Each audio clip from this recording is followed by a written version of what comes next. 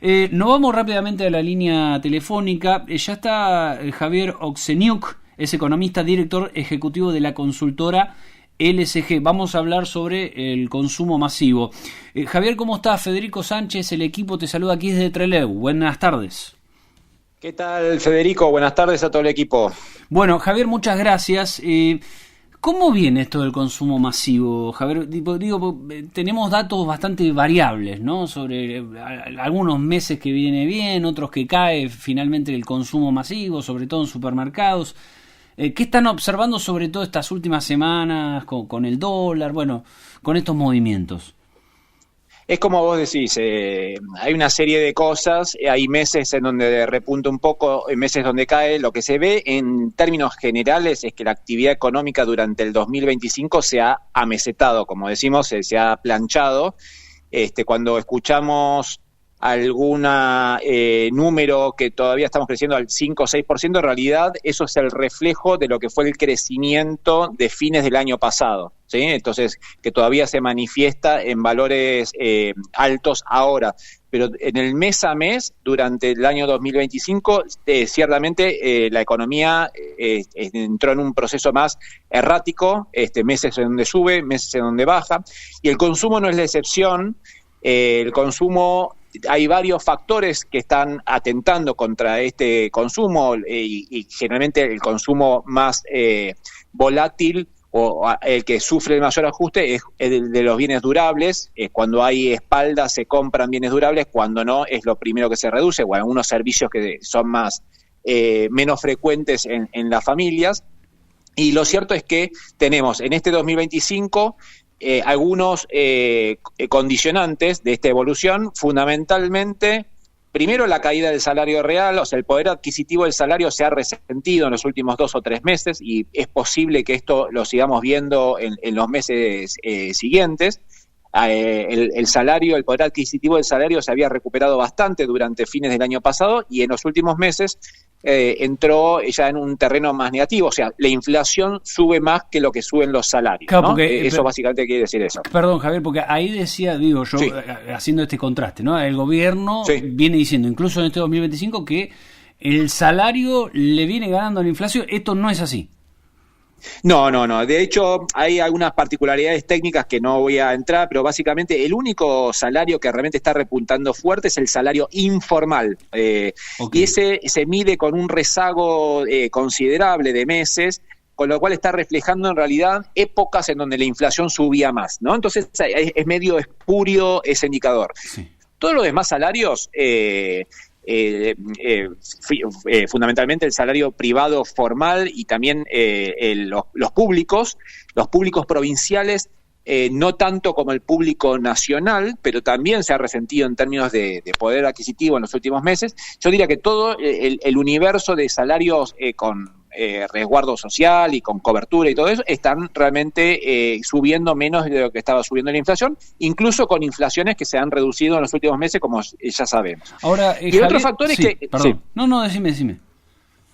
No, la única cosa que quería decir es que el crédito también se está resintiendo, el crédito a las familias, ¿no? La mora del crédito a las familias, ya sea en préstamos personales como en tarjetas de crédito, ha aumentado la mora en los últimos meses, y eso, la consecuencia de eso es básicamente, primero, que las mismas familias retraen el consumo porque tienen que pagar la tarjeta que todavía no saldaron todo, o incluso ni siquiera el mínimo, y tienen que saldarlo a las cuotas del préstamo personal, y también desde el lado de la oferta, desde el lado de los bancos, frente al aumento de la morosidad, retraen un poco la oferta que le ofrecen a la familia. Entonces, el factor crediticio, que fue muy importante en términos de explicar el consumo el año pasado, ya en una situación más a la defensiva, seguramente también tenga efectos sobre el consumo de los próximos meses. Claro, yo pensaba esto también, Javier, cuando pensamos, en parte me estás dando la explicación ahí, ¿no? Cuando pensamos, bueno, hay un proceso que de baja de inflación, está claro, ¿no? Digo, sí, más allá de algunos meses en particular, pero digo, está bajando. Así todo el consumo no termina de remontar, e incluso después hay algunos otros variables que se habla, por ejemplo, de la caída, también en una pendiente con respecto a la pobreza. Entonces son números que algunas veces casi que entran en contradicción, ¿no? Es difícil de entender. Totalmente.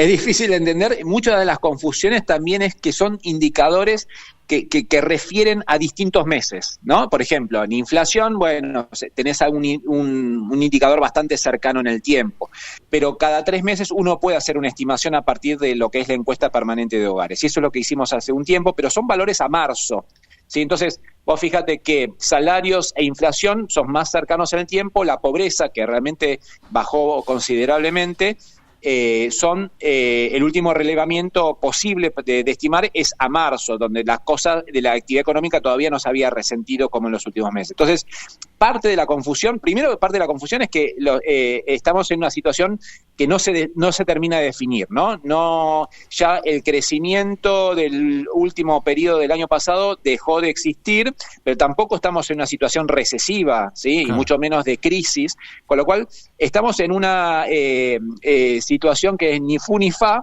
y eso implica que hay indicadores que se muestran al alza y otros que a la baja. Sí, ahora vos hacías una definición al comienzo, Javier, consumo masivo, amesetado, esta es la palabra que decías.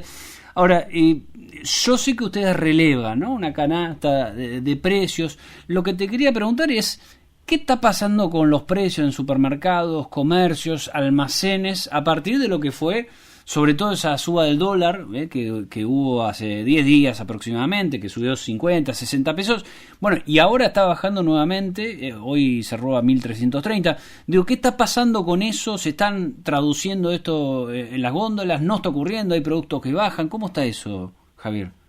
Mira, nosotros hacemos un relevamiento semanal de alimentos y bebidas por un lado y de otros rubros por otro.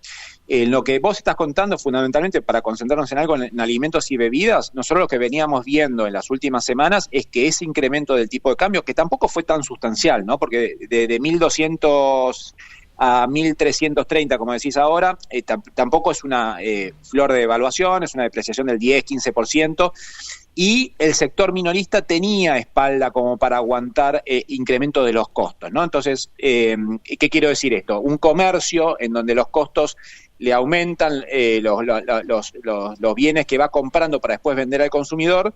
Bueno, ese comercio seguramente a principios de año había recompuesto su margen de rentabilidad, con lo cual ahora, frente al incremento del tipo de cambio y de los costos, de los precios mayoristas que compra, no tiene por qué traducirlo inmediatamente al precio del consumidor. Eso se vio, o sea, el hecho de que el tipo de cambio no se viera reflejado en las últimas semanas en los precios al consumidor, tiene que ver un poco con esto, con una economía que, como decíamos, está chata, y al mismo tiempo también porque las expectativas de inflación están un poco más ancladas que meses atrás. Eso hay que también considerarlo, porque meses de actividad económica flaca o de recesiva hemos tenido mucho en los últimos años y los precios subían igual, ¿no? Entonces, de alguna manera que los últimos meses de inflación hayan comenzado con 1 y no con 2, ¿no? Recordemos que en mayo y junio la inflación aumentó 1 y pico %.